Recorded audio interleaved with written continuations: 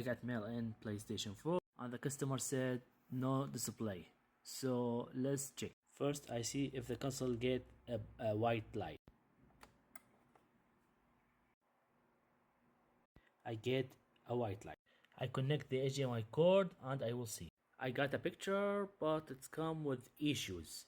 So I think the HDMI port need to be replaced. Turn off the console. The console need to clean. Let's clean it.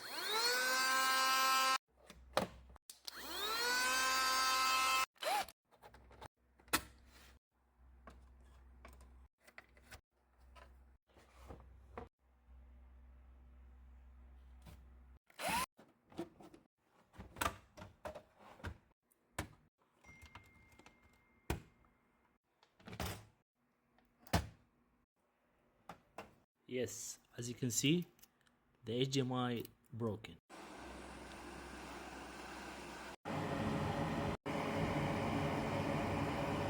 I run new port. Everything looks like great. Let's return all the parts back and test.